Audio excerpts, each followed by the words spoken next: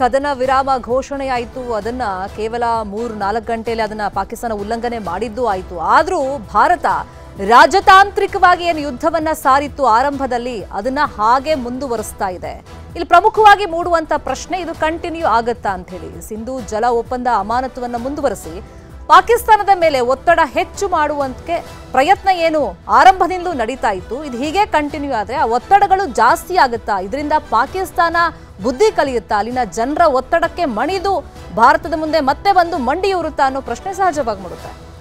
ಈಗ ಬರೀ ಸದ್ಯಕ್ಕೆ ಕದನ ವಿರಾಮವನ್ನು ಮಾತ್ರ ಹಾಕಲಾಗಿರುವಂಥದ್ದು. ಆದರೆ ರಾಜತಾಂತ್ರಿಕವಾಗಿ ಕೈಗೊಳ್ಳಲಾಗಿದ್ದಂಥ ಎಲ್ಲ ನಿರ್ಧಾರಗಳನ್ನು ಹಾಗೆ ಮುಂದುವರಿಸಲಾಗುತ್ತೆ ಅನ್ನುವಂಥದ್ರ ಬಗ್ಗೆನೂ ಕೂಡ ಒಂದು ಕ್ಲಾರಿಟಿಯನ್ನು ಕೊಡಲಾಗ್ತಾ ಇತ್ತು. ಪಾಕಿಸ್ತಾನದ ಮೇಲಿನ ರಾಜತಾಂತ್ರಿಕ ಸಮರ ಮುಂದುವರಿಸಿ ಪಾಕಿಸ್ತಾನವನ್ನು ಇಕ್ಕಟ್ಟಿಗೆ ಸಿಲುಕಿಸಬಹುದಾ ಅನ್ನುವಂಥ ಪ್ರಶ್ನೆಗೆ ಇನ್ನಷ್ಟು ಉತ್ತರ ಸಿಗಬೇಕಾಗಿದೆ. ಇದ್ರ ಬಗ್ಗೆನೂ ಕೂಡ ಮಾತನಾಡ್ತಾ ಹೋಗೋಣ. ಸರ್, ಇಲ್ಲಿ ಪ್ರಮುಖವಾಗಿ ನೋಡ್ತಾ ಹೋದಾದರೆ ಪಾಕಿಸ್ತಾನ ಇದ್ದಿದ್ದಂಥ ಪರಿಸ್ಥಿತಿ ಹೆಂಗೆ, ಅದನ್ನು ಯೂಸ್ ಮಾಡ್ಕೊಂಡಿದ್ದ ಅಮೇರಿಕ ಹೆಂಗೆ ಅಂದರೆ ಭಾರತ ತುಂಬ ಮನವಿ ಮಾಡ್ಕೊಳ್ತು. ಈವನ್ ವರ್ಲ್ಡ್ ಬ್ಯಾಂಕ್ನ ಅಧ್ಯಕ್ಷ ಅಜಯ್ ಬಂಗಾ ಅವರು ಕೂಡ ಇಂಡಿಯಾದವರು. ಸೊ ಅದರ ಮುಖಾಂತರನಾದರೂ ನಾವು ಅವರಿಗೆ ಸಾಲವನ್ನು ಕೊಡಿಸುವಂಥದ್ದಕ್ಕೆ ಬ್ರೇಕ್ ಹಾಕ್ಬೋದು ಅನ್ನುವಂಥ ನಿರೀಕ್ಷೆ ಇತ್ತು. ಭಾರತ ಈವನ್ ಅಮೇರಿಕ ಜೊತೆನೂ ಕೂಡ ಮಾತನಾಡಿತ್ತು, ಸಾಕಷ್ಟು ರಾಷ್ಟ್ರಗಳ ಜೊತೆ ಮಾತನಾಡಿತ್ತು.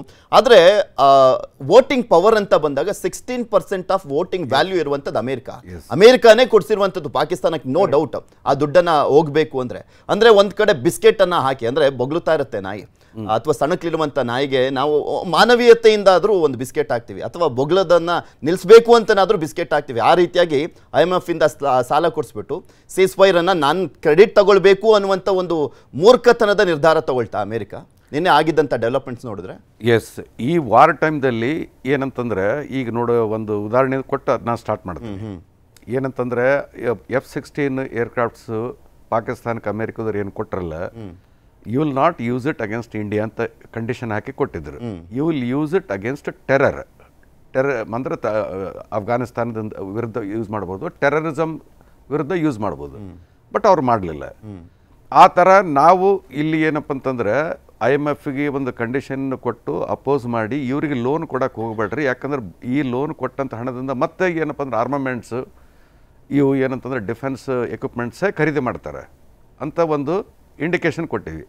ನೀವು ಶೇರ್ ಹೋಲ್ಡಿಂಗ್ ಅಂತ ಹೇಳಿದ್ರಲ್ಲ, ಎಲ್ಲರದ್ದು ಅಮೌಂಟ್ ಪೂಲ್ ಆಗಿರ್ತದೆ IMFದಲ್ಲಿ. ಅವ್ರು 16% ಅಮೇರಿಕ ಇದೆ, 4% UK ಇದೆ, ನಮ್ಮದು ಏನಂತಂದ್ರೆ ಓನ್ಲಿ 2% ಇದೆ. ಅಪೋಸ್ ಮಾಡಿದ್ದೀವಿ. ಆದ್ರೂ ಲೋನ್ ಕೊಟ್ರಂತಂದ್ರೆ ಅದರ ಅರ್ಥ ಏನಂತಂದ್ರೆ ಬ್ಯಾಕ್ ಡೋರ್ ಸಪೋರ್ಟ್ ಇದೆ ಅಂತ. ಔಟ್ರೈಟ್ಲಿ ಬ್ಯಾಕ್ ಡೋರ್ ಸಪೋರ್ಟ್ ಇದೆ. ಠೀಕೆ, ಯು ಶುಡ್ ಹಾವ್ ಡಿಲೇಡ್. ಏನಂತಂದ್ರೆ ಇದೇ ಲೋನು ಒಂದು ವೇಳೆ ಅವ್ರು ನಿಮ್ಮ ಮಾತು ಕೇಳಿದ್ರು, ಸೀಸ್ ಫೈರ್ನ ಆನರ್ ಮಾಡಿದ್ರು, ಅವಾಗ ಕೊಡ್ಬೋದಾಗಿತ್ತು. Then we would have also accept. Officially ಅವರೇ ಫಸ್ಟ್ ಅನೌನ್ಸೇ ಮಾಡಿಬಿಟ್ಟಿರೋರು. ಆ ದುಡ್ಡನ್ನ ಕೊಡದೆ ಹೋಗಿದ್ರೆ ಅವರೇ ಅನೌನ್ಸ್ ಮಾಡಿಬಿಟ್ಟಿರೋರು. ಅವರೇ ಡೈರೆಕ್ಟ್ ಆಗಿ ಇಲ್ಲ, ನಾವು ಭಾರತವನ್ನ ಕೇಳ್ಕೊಳ್ತಾ ಇದ್ವಿ, ದಯವಿಟ್ಟು ಇದನ್ನ ನಿಲ್ಲಿಸಿ ಅನ್ನುವಂಥ ಅಫಿಷಿಯಲ್ ಸ್ಟೇಟ್ಮೆಂಟ್ಗಳೇ ಬರ್ತಾ ಇತ್ತು. ಡೊನಾಲ್ಡ್ ಟ್ರಂಪೇ ಫಸ್ಟ್ ಅನೌನ್ಸ್ ಮಾಡಬೇಕು ಅಂತಿರಲಿಲ್ಲ ಪರಿಸ್ಥಿತಿಗೆ. ಹೌದು, ಇದರಲ್ಲಿ ಈಗ ಟಫ್ ಸ್ಟ್ಯಾಂಡ್ ತಗೋಬೇಕು ನೋಡ್ರಿ. ಯುದ್ಧದಲ್ಲಿ ಏನಂತಂದ್ರೆ ಎಲ್ಲರದು ಒಂದು ಜೋಶ್ ಇಷ್ಟಿದೆ, ಈ ಅಪಾರ್ಚುನಿಟಿ ಮಿಸ್ ಮಾಡ್ಕೋಬಾರ್ದು. ಈ ಅಪಾರ್ಚುನಿಟಿ ಏನಂತಂದ್ರೆ ಫುಲ್ ಸ್ಕೇಲ್ ವಾರ್ಗೆ ಹೋಗದಿದ್ರೂ ಏನಂತಂದ್ರೆ ಈ ಒಂದು ಲೀಡು, ಈ ಒಂದು ಇನಿಷಿಯೇಟಿವ್ ಏನಿದೆ, ಇದು ಏನಪ್ಪ ಅಂದ್ರೆ ಅಗದಿ ಫೇವರೇಬಲ್. ನಾವು ಏನಂತಂದ್ರೆ ಇದೇ ಥರ ಡೆವಲಪ್ ಆಗ್ತದೆ ಅಂತ ನಾವು ತಿಳ್ಕೊಂಡಿದ್ದಿಲ್ಲ. ಲಕ್ಕಿಲಿ ಎಲ್ಲ ನಮ್ಮ ಎಕ್ವಿಪ್ಮೆಂಟು, ನಮ್ಮ ಅಲ್ಲಿ ಫ್ರಂಟ್ ಲೈನ್ದಲ್ಲಿ ಫೈಟ್ ಮಾಡ್ತಕ್ಕಂಥ ಯೋಧರು ಎಲ್ಲರೂ ಏನಪ್ಪ ಅಂದ್ರೆ ಒಂದು ಫೈನ್ ಒಂದು example of what is gone to happen in case of full scale war ಅಂತ ಒಂದು ಪ್ರಿಲಿಮಿನರಿ ಸಿಕ್ಬಿಟ್ಟಿದೆ. ಬಟ್ ಅದನ್ನು ಮುಂದೆ ನೋಡಬೇಕು. ಈಗ ಏನಂತಂದ್ರೆ ಈಗ ಎವ್ರಿಬಡಿ ಹ್ಯಾಸ್ ಗಾಟ್ ಹಾಟ್ಲೈನ್. ಏನಪ್ಪ ಅಂದ್ರೆ ಪ್ರೈಮ್ ಮಿನಿಸ್ಟರ್ ಹಾಟ್ಲೈನ್ ಇದೆ. ಇವನ್ ಚೈನಾ ಮತ್ತು ಬಿಟ್ವೀನ್ ಅಮೆರಿಕ ಹಾಟ್ಲೈನ್ ಇದೆ. DGM ಹಾಟ್ಲೈನ್ ಇದೆ. ಒಂದು ಫೋನ್ ಹಿಂಗೆ ಎತ್ತಿದ್ರೆ ಅಲ್ಲಿ ರಿಂಗ್ ಆಗ್ತದೆ. North Korea, South Korea, they are so rivals. Even between them there is a hotline. So ಇದನ್ನೆಲ್ಲ 3 ದಿವಸದಲ್ಲಿ ಇದು ಮಾಡಿಕೊಂಡು ಮಾಡಬೇಕಾಗಿತ್ತು. ಮತ್ತು ಪಾಕಿಸ್ತಾನಕ್ಕೆ ಏನಪ್ಪ ಅಂದ್ರೆ ಕಂಟ್ರೋಲ್ ಮಾಡ್ಬೇಕಂದ್ರೆ ಅಮೇರಿಕ ಇಲ್ಲ ಚೈನಾ ಅವರೇ ಕಂಟ್ರೋಲ್ ಮಾಡಬೇಕು. ಬಟ್ ಓಪನ್ಲಿ ಈ ಥರ ಏನಂತಂದ್ರೆ ನಾವು ಎಕನಾಮಿಕಲಿ ನಿಮ್ಗೆ ಸಪೋರ್ಟ್ ಮಾಡ್ತೀವಿ ಅಂತ ಹೇಳಿದರೆ then what should we do? ನಮ್ಮದು ಮಿಲಿಟರಿ ಪವರ್ ತೋರ್ಸೋದು ಬಿಟ್ಟ ನಂತರ ಬೇರೆ ಆಪ್ಷನ್ನೇ ಇಲ್ಲ. ಯಾಕಂದ್ರೆ ಮಿಲಿಟರಿ ಪವರ್ದಿಂದಾನೇ ಆರ್ಮ್ ಟೆಸ್ಟ್ ಮಾಡ್ಬೋದು ನೀವು. ಯಾಕಂದ್ರೆ ಅವ್ರದ್ದು ಎಕ್ವಿಪ್ಮೆಂಟ್ AD ಸಿಸ್ಟಮ್ನು ಫೇಲ್ ಆಗಿದೆ. Why they want seize fire? ಇನ್ನೂ ಫರ್ದರ್ ಎಕ್ಸ್ಪೋಸ್ ಆಗೋದು ಬೇಡ. F-16 ಏನಪ್ಪ ಅಂದ್ರೆ ಕ್ರಾಶ್ ಆಗಿದೆ. ಅಂದರೆ ಡಿಸ್ಕ್ರೆಡಿಟ್ ಅವ್ರದ್ದು ಎಕ್ವಿಪ್ಮೆಂಟ್ ಆಗ್ತಾ ಇದೆಯಲ್ಲ, ಇನ್ನೂ ಇದು ಕಂಟಿನ್ಯೂ ಆದರೆ ಡಿಸ್ಕ್ರೆಡಿಟ್ ಸ್ಟಾರ್ಟ್ ಇನ್ನೂ ಎಕ್ಸ್ಪೋಸ್ ಆಗ್ತೀವನ್ನಂತ ತಿಳ್ಕೊಂಡು ಆ ಭಯ ಚೈನಾಗೂ ಇದೆ, ಆ ಭಯ ಅಮೇರಿಕನಿಗಿದೆ. ಅಲ್ಲ, ಇಲ್ಲಿ ಭಯದ ಜೊತೆಗೆ ಭಾರತ ಮತ್ತಷ್ಟು ಸುಪೀರಿಯರ್ ಅಂತ ಇಡೀ ಜಗತ್ತಿನ ಮುಂದೆ ಗೊತ್ತಾಗ್ಬಿಡುತ್ತೆ ಅನ್ನುವಂಥ ಆತಂಕ ಕೂಡ ಇದೆ ಅವ್ರಗಳಿಗೆ. ಗೊತ್ತಾಗಬಾರ್ದು, ನಾವು ಮಧ್ಯಸ್ಥಿಕೆ ವಹಿಸಿದ್ವಿ, ನಾವ್ ಇನ್ನೂ ಕೂಡ ಸುಪೀರಿಯರ್ ಆಗೇ ಇದೀವಿ, ನಮ್ಮ ಮಾತನ್ನು ಇನ್ನೂ ಕೂಡ ಕೇಳ್ತಾ ಇದಾವೆ ಈ ರಾಷ್ಟ್ರಗಳು ಅನ್ನುವಂಥದ್ದನ್ನ ಮೆಸೇಜ್ ಪಾಸ್ ಮಾಡ್ಲಿಕ್ಕೆ ಒಳ್ಳೆ ಸ್ಟೇಜ್ ಯೂಸ್ ಮಾಡ್ಕೊಂಡ್ಬಿಡ್ತು US ಅಷ್ಟೇ. ಹೌದೌದು. ಸೊ ಮೋರ್ ದೆನ್ ಸ್ಟೇಜು ಇದು ಟ್ಯಾಗ್ ಲೈನ್ ಡೊನಾಲ್ಡ್ ಟ್ರಂಪ್ದು, ಎಲ್ಲೇನು ನಡೆಯುತ್ತೋ ಟು ಟೇಕ್ ದ ಕ್ರೆಡಿಟ್. ಮತ್ತು ಅವ್ರು ಬೆಳಗ್ಗೆ ಏನು ಮಾತಾಡ್ತಾರೆ ಮಧ್ಯಾಹ್ನ ಅದನ್ನು ಚೇಂಜ್ ಮಾಡ್ತಾರೆ, ಮಧ್ಯಾಹ್ನ ಹೇಳಿದ್ ಮತ್ತೆ ನೈಟ್ ಅಷ್ಟೊತ್ತಿಗೆ ಚೇಂಜ್ ಮಾಡ್ತಾರೆ, ಮತ್ತೆ ಹೇಳಿದ ಮಾತನ್ನ 180 ಡಿಗ್ರಿ ಚೇಂಜ್ ಮಾಡೂ ಮಾತಾಡ್ತಾರೆ ಅವರು. So it is not very, in fact ಯಾರನ್ನ ಹೇಳಬೇಕು ಅಂದರೆ ಡಿಸ್ಕ್ರೆಡಿಟ್ ಆಗಿರೋದು US ಪ್ರೆಸಿಡೆಂಟಿಗೆ. Once he has given a stamp of thing telling that ceasefire ಆಗತ್ತೆ ಇವರಿಬ್ಬರು ಮಧ್ಯದಲ್ಲಿ. ಈಗ ಒಂದು ಪಾರ್ಟಿ ವೈಲೇಟ್ ಮಾಡಿದ್ರೆ they should have taken tough action yesterday itself. ಅಲ್ಲ, ಆಮೇಲೆ ಅವರು ಒಂದು ಟ್ವೀಟ್ ನಗು ಬಂತು ಸರ್, ಯಾವಾಗಲೂ ಹುಚ್ಚು ನಿರ್ಧಾರಗಳನ್ನ ಕೈಗೊಳ್ಳೋದ್ರಲ್ಲೇ ಫೇಮಸ್ಸು ಟ್ರಂಪ್. ಅಂಥದ್ರಲ್ಲಿ ಆಕಿ ಟ್ವೀಟ್ ಇದೆಯಲ್ಲ, congratulations to both countries on using common sense and great intelligence ಅಂತ. ಕಾಮನ್ ಸೆನ್ಸೇ ಇಲ್ಲದೆ ಇರುವಂತ ವ್ಯಕ್ತಿ ಕಾಮನ್ ಸೆನ್ಸ್ ಬಗ್ಗೆ ನಮ್ಮ ರಾಷ್ಟ್ರಕ್ಕೆ ಹೇಳ್ಕೊಡಕ್ ಬರ್ತಾನೆ. ಆಕ್ಚುಲಿ ಅವ್ರು ಏನು ಮಾತಾಡ್ತಾರೆ ಅಂತೇಳಿ ಅವ್ರಿಗೆ ಗೊತ್ತಾಗಲ್ಲ. It's with some pinch of salt we have to take. ಅವ್ರು ಹೇಳಿದ್ದನ್ನ ಫಿಲ್ಟರ್ ಮಾಡಿ ನಮ್ಗೆ ಹೆಂಗ್ ಬೇಕು ಅಂತ ಹೋಗ್ಬೇಕು. ಅವ್ರು ಪ್ರೆಸೆಂಟ್ಲಿ ಅವ್ರಿಗೆ ಏನಂದ್ರೆ ಎಲ್ಲಿ ನಡೀತಾ ಇದೆಯೋ ಅಲ್ಲಿ ಲೈಮ್ ಲೈಟ್ ಅಲ್ಲಿ ಇರಬೇಕು, ಎಲ್ಲಿದಾರೋ ಅಲ್ಲಿಂದ ಕ್ರೆಡಿಟ್ ತಗೋಬೇಕು ಅಂತೇಳಿ. Not only India Pakistan, anywhere else, not military, any economic thing, any other thing happening in the world, he wants to be there in to that. But ನಮ್ಮ ಕಡೆಯಿಂದ ನಾವು ಏನು ಮಾಡ್ತಾ ಇದೀವಿ ಅಂದರೆ ನಮ್ಮ ಗೋಲು, ನಮ್ಮ ಏಮ್, ನಾವು ಏನು ಸೆಟ್ ಮಾಡಿದೀವೋ ಇನ್ನೂ ಅದರಲ್ಲೇ ಇದೀವಿ ನಾವು. We have not deviated. Only thing is we have just taken one step pass. ಮುಂದೆ ಹೇಗೆ ನಡೆಯುತ್ತೋ ಅದನ್ನ ತೊಗೊಂಡು ವಿ ವಿಲ್ ಟೇಕ್ ಆಕ್ಷನ್ಸ್. ನೀವು ಮಿಲಿಟರಿ ಪಾಯಿಂಟ್ ಆಫ್ ವ್ಯೂ ಅಲ್ಲಿ ಹೇಳ್ತಾ ಇದ್ದೀರಾ, ಯಾಕೆಂದ್ರೆ ಹಿಂಗೆ ಆಗ್ಬೋದು, ಆ ಥರ ಒಂದು ನಿರ್ಧಾರವನ್ನು ಕೈಗೊಳ್ಬೋದು. ಬಟ್ ಇದುವರೆಗೂ ನೆಡ್ಕೊಂಬಂದಿರುವಂಥ ರೀತಿಯನ್ನು ನೋಡಿದ್ರೆ ಭಾರತ ಯಾವಾಗಲೂ ಡಿಫೆನ್ಸಿವ್ ಮೂಡಲ್ಲೇ ಇತ್ತು. ಈ ಬಾರಿ ಮಾತ್ರ ಅಫೆನ್ಸಿವ್ ಮೂಡಿಗೆ ಹೋಗಿದೆ ಅಂತ ಅಂದ್ಕೊಂಡಂಥ ಸಂದರ್ಭದಲ್ಲೇ ಮತ್ತೆ ಎಗೈನ್ ಇಲ್ಲಪ್ಪ, ಭಾರತ ಅದೇ ಡಿಫೆನ್ಸಿವ್ ಮೂಡಲ್ಲೇ ಇದೆ. ಅದೇ ಈ ಹಿಂದೆ ಹೆಂಗೆಲ್ಲ ನಿರ್ಧಾರವನ್ನು ಕೈಗೊಂಡಿದ್ರು ಅದೇ ರೀತಿಯಾಗಿ ಈಗಲೂ ಕೂಡ ನಿರ್ಧಾರವನ್ನು ಕೈಗೊಳ್ತಾ ಇದೆ ಅನ್ನುವಂಥದ್ದನ್ನ ಸಾಬೀತು ಮಾಡಿಸ್ತಾ ಇರ್ತದೆ ಅಷ್ಟೇ ಇದು ನೆನೆಯ ನಿರ್ಧಾರಗಳು. It is better actually. ಮತ್ತು ನಾವು we should not forget what is our strengths ಅಂತೇಳಿ. What we were 50 years back, what are we today, ತುಂಬ ಚೇಂಜ್ ಇದೆ. ನಾವು ಹೇಳೋ ಮಾತಿಗೆ ವ್ಯಾಲ್ಯೂ ಇದೆ ಈಗ, ಮೊದಲು ಆ ಥರ ಇರಲಿಲ್ಲ. ಈಗ IMF ಲೋನ್ ಹೇಳಿದ್ರಿ ನೀವು, ಎಷ್ಟೇ ಇರಲಿ ನಿಮಗೆ ವಾಟ್ ಡಿಸೈಡ್ಸ್ ದಿ ಡಿಸಿಷನ್ ಹೇಳಿ, ನಿಮ್ಗೆ ಎಷ್ಟು ಪವರ್ ಇದೆ, ನಿಮ್ಮ ಹತ್ರ ಎಷ್ಟು ವ್ಯಾಲ್ಯೂ ಇದೆ ಅಂತೇಳಿ. ನಮ್ಗೆ ಗೊತ್ತಿದೆ 2% ಅವ್ರದ್ದು 16. ಬಟ್ ಬ್ಯಾಕ್ ಎಂಡಲ್ಲಿ ನಾವು ನೋಡಿದ್ರೆ what ever news channels and other things are showing and what is happened, America has always been telling ನೀವು ಇದನ್ನು ಕಮ್ಮಿ ಮಾಡಿ, ಸೀಸ್ ಫೈರ್ ಮಾಡಿ, ಆವಾಗ ಮಾತ್ರ ನಿಮ್ಗೆ ಕಾಸು ಸಿಗತ್ತೆ ಅಂಥೇಳಿ. ಸೊ ಅದನ್ನು ನಾವು ಅಚೀವ್ ಮಾಡಿಸಿರೋದೇ ಒಂದು ದೊಡ್ಡದು ಗೇನ್ ನಮಗೆ ಅಂತೇಳಿ ನನ್ನ opinion. Otherwise slowly we are going up. Today we are here, going forward in 10 years will be much better. It's always up, so that's the credit India has to take. Okay. ಜಮ್ಮುವಿನಿಂದ Dinesh sir join ಆಗಿದ್ರು. Dinesh sir, ಈಗ ನಮ್ಮ south ಇಂಡಿಯನ್ಸ್ಗೆ ಆ ಯುದ್ಧದ ಬಿಸಿ ಅಷ್ಟೊಂದು ಗೊತ್ತಿಲ್ಲ. So ಅಲ್ಲಿ ಜನರ ಮೆಂಟಾಲಿಟಿ ಹೆಂಗಿದೆ ಸರ್, ವಿಲ್ ಪವರ್ ಹೆಂಗಿದೆ ಒಂದು ಪ್ರಶ್ನೆ. ಮತ್ತೊಂದು, ಆರ್ಥಿಕವಾಗಿ ಸ್ವಲ್ಪ ಸದೃಢರಾಗ್ತಾ ಇದ್ದಾರೆ, ಸ್ವಾವಲಂಬಿಗಳಾಗ್ತಾ ಇದ್ದಾರೆ ಅನ್ನೋ ಹಂತದಲ್ಲಿ ಪಾಕಿಸ್ತಾನದ ಈ ಅಟ್ಯಾಕ್ ಆರ್ಥಿಕತೆ ಮೇಲೆ ಆ ಭಾಗದಲ್ಲಿ ಜನರಲ್ಲಿ, ಸ್ಥಳೀಯರಲ್ಲಿ ಎಷ್ಟು ಮಟ್ಟಿಗೆ ಕುಗ್ಗಿಸಿದೆ? ಅದ್ರ ಜೊತೆಯಲ್ಲಿ ಈಗ ನಾವು ಸೂಪರ್ ಪವರ್ ರಾಷ್ಟ್ರ ಭಾರತ ಆಗ್ತಾ ಇದೆ, ಅಮೆರಿಕಾನೋದನ್ನು ಸಹಿಸ್ಕೊಳ್ತಿಲ್ಲ ಅಂತ ಮಾತನಾಡುವಂಥ ಈ ಸಂದರ್ಭದಲ್ಲಿ ಈಗ ಜಾಗತಿಕ ಬಂಡವಾಳ ಹೂಡಿಕೆ, ಇನ್ವೆಸ್ಟರ್ಸ್ ವಾಪಸ್ ಹೋಗುವಂಥ ಆತಂಕ ಎಷ್ಟು ಮಟ್ಟಿಗಿದೆ ಈ ಸನ್ನಿವೇಶದಲ್ಲಿ, ಯುದ್ಧದ ಕಾರ್ಮೋಡದ ಸನ್ನಿವೇಶದಲ್ಲಿ? ಅಲ್ಲ ನೋಡಿ, ಒಂದು ಇಲ್ಲಿ ಜನಕ್ಕೆ ಹೆದರಿಕೆ ಅನ್ನೋದೇನಿಲ್ಲ. ಮತ್ತು ಏನಂದ್ರೆ ಒಂದು ಇದು ವಿಭಿನ್ನ ಏನಂದ್ರೆ ಈ ತರ ಒಂದು ಅಟ್ಯಾಕು ಜನಗಳ ಮೇಲೆ ಆಗಿರೋದು ಒಂದೇ ಒಂದು ವಿಭಿನ್ನವಾಗಿರ್ತಕ್ಕಂಥದ್ದು. ಮುಂಚೆ ಆಗಿರ್ತಕ್ಕಂಥ ವಾರ್ಗೂ ಈಗಿರ್ತಕ್ಕಂಥ ವ್ಯತ್ಯಾಸ ಅಷ್ಟೇ. ಯಾರು ಎದುರ್ಕೊಂಡು ಪಾಕಿಸ್ತಾನಿಗೆ ಎದುರ್ಕೊಂಡಿರ್ತಾರೆ ಅದು ಸುಳ್ಳು. ಎರಡನೇದು, ಈಗ ನೀವೇ ಹೇಳಿದಾಗೆ ಇಲ್ಲಿದ ಆರ್ಥಿಕತೆ ತುಂಬಾ ಚೆನ್ನಾಗಿ ನಡೀತಾ ಇತ್ತು, ಇಲ್ಲರ ಜನಕ್ಕೂ ಅದರ ಬಗ್ಗೆ ತುಂಬಾ ಮೆಚ್ಚುಗೆ ಇತ್ತು. ಆಮೇಲೆ ಹೋದ ವರ್ಷ ಆಗಿ ಬಂದಿದ್ದ ತಕ್ಷಣ ಆ ಟೂರಿಸ್ಟು ಇಷ್ಟು ಇನ್ಫ್ಲೋ ಬಂದು ದ ಇನ್ಕಮ್ ಏನಿದೆ ಅವ್ರಿಗೆ ತುಂಬಾ ಚೆನ್ನಾಗಿ ಬರ್ತಿತ್ತು. ಅವ್ರಿಗೆ ಗೊತ್ತಾಗ್ತಿತ್ತು ಈ ಪಾಕಿಸ್ತಾನದ ಆಟ ಏನು ಅಂತ, ಅವ್ರಿಗೆ ಚೆನ್ನಾಗಿ ಗೊತ್ತಿತ್ತು. So they were very much satisfied with the government and ಅಲ್ಲಿದ್ದ ಲೋಕಲ್ ಅಡ್ಮಿನಿಸ್ಟ್ರೇಷನ್ ಇಲ್ಲೇನಿದೆ ಅದ್ರ ಬಗ್ಗೆನೂ ಅವ್ರಿಗೆ ತುಂಬಾ ಮೆಚ್ಚುಗೆ ಇತ್ತು. ಬಟ್ ಒಂದು ನಾನು ಈ ಮಾಧ್ಯಮದ ಮುಖಾಂತರ ಹೇಳ್ತೀನಿ, ಏನೇ ಎಫರ್ಟ್ ಮಾಡಿದ್ರು, whatever effort, the ceasefire is a joke ಅಂತ ನಾನು ಹೇಳ್ತೀನಿ. ಯಾಕೆ ಅಂತ, ನೋಡಿ ಇದು Pahalgam is not the only attack. Mumbai attack ಆಗಿರೋ ಅಕ್ಯೂಸ್ ಅಲ್ಲೇ ಇದ್ದಾರೆ.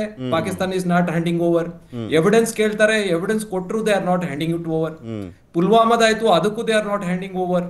ಮುಂಬೈ ಸ್ಫೋಟದ ದಾವೂದ್ ಇಬ್ರಾಹಿಂ ಅಲ್ಲಿದ್ದಾನೆ, ಇಲ್ಲ ಅಂತ ಹೇಳ್ತಾರೆ, they are not handing him over.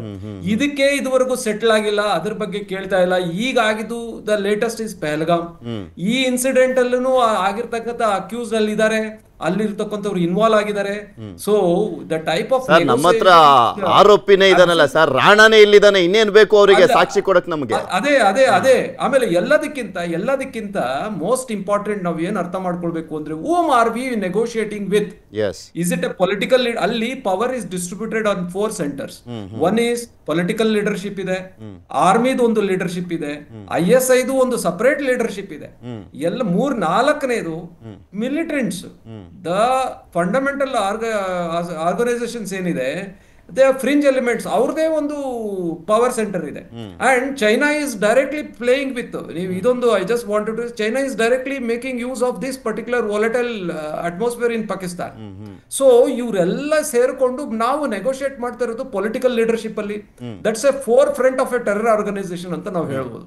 So ಇವ್ರ ಹತ್ರ ನಾವು ಈಗ ನೀವು ಎಷ್ಟೇ ನೆಗೋಷಿಯೇಷನ್ ಮಾಡಿದ್ರು ಈ ಪೊಲಿಟಿಕಲ್ ಲೀಡರ್ಶಿಪ್ ಅಲ್ಲಿ, the militants I am telling you, they are waiting in the border to infiltrate after the bombing of the headquarters. ಆ ಮಟ್ಟಕ್ಕೆ ತಲುಪಿದ್ದಾರೆ. ಇಲ್ಲಿ ಏನಂದ್ರೆ ಎಲ್ಲರಿಗೂ ಭಯ ಇರೋದು, ನುಸುಳ್ತಾರೆ. ಈಗ ceasefire act of war ಅಂತ ಏನ್ ಹೇಳ್ತಾರೆ, you just wait and see, that will soon happen. ಇಲ್ಲಿರೋ ಜನಕ್ಕೆ ಚೆನ್ನಾಗಿ ಅರಿವಿದೆ, they are going to infiltrate and they are going to attack much harsher than Pahalgam ಅಂತ. ಯಾಕಂದ್ರೆ they are already been wounded. ಅದಕ್ಕೆ ಹೇಳಿದ the militant leadership is waiting to attack, political leadership want to negotiate. ಇದೇ ನೋಡಿ ವ್ಯತ್ಯಾಸ ಇರೋದು. It's a very tricky thing. ಅದಕ್ಕೆ ಹೇಳೋದು, ಇದೊಂದು ಆಪರ್ಚುನಿಟಿ ಇಂಡಿಯಾಗಿತ್ತು. No negotiation, no mediation, we are strong enough. And first of all, it's a tiny rogue state where terrorism and drug trafficking is a state policy. So anta deshake, it is again, it's like Hamas part 2. It is Hamas part 2. It's in making Pakistanu. So best thing is end it up, damage, break their spine, sir, and soon you can break their head. sir, ಈಗ Nayak sir ಮತ್ತೆ Ganesh Ravikumar sir ಅವ್ರ point of view ಅಂದ್ರೆ ಸೇನೆಯ ಒಂದು point of view ನಲ್ಲಿ ಮಾತನಾಡ್ತಾರೆ. ನಾವು ಜನಸಾಮಾನ್ಯರ ಪಾಯಿಂಟ್ ಆಫ್ ವ್ಯೂ ನಲ್ಲೇ ಮಾತನಾಡಬೇಕಾಗತ್ತೆ. ಯಾವಾಗಲೂ ಕೂಡ ಅಷ್ಟೇ, ನಮಗೆ ಪ್ರೌಡ್ ಅದು, ಯಾವಾಗಲೂ ದಿಸ್ ಈಸ್ ನ್ಯೂ ಇಂಡಿಯಾ ಅಂತಾನೆ ಹೇಳ್ಕೊಳ್ತೀವಿ. ಆದರೆ ಈ ಘಟನೆ ಆದಮೇಲೆ, ಅಂದರೆ ಏಪ್ರಿಲ್ 22ನೇ ತಾರೀಕು ಪಹಲ್ಗಾಮ್ ನರಮೇಧ ಆಗುತ್ತೆ. 15 ದಿನ ಆದಮೇಲೆ ಆಪರೇಷನ್ ಸಿಂಧೂರವನ್ನು ಮಾಡ್ತೀವಿ. ನಾವು ನಿರಂತರವಾದಂಥ ಸಭೆಗಳನ್ನು ಮಾಡ್ಕೊಂಬಂದ್ವಲ್ಲ, ಆ ನಿರಂತರ ಸಭೆಗಳ ಪಾಠ 2 ದಿನಕ್ಕೆ ಸೀಮಿತ ಆಗಿದ್ದು ಯಾಕೆ ಅನ್ನುವಂಥ ಒಂದು ಪ್ರಶ್ನೆ ಇರುವಂಥದ್ದು. ಅದ್ರ ಜೊತೆಗೆ ಎಷ್ಟು ಸ್ಟ್ರಾಂಗ್ ಇದ್ವಿ ಸರ್ ನಾವು, ಎಷ್ಟು ಅಪ್ಪರ್ ಹ್ಯಾಂಡ್ ಇತ್ತು, ಎಷ್ಟು ಸುಪೀರಿಯರ್ ಆಗಿದ್ವಿ.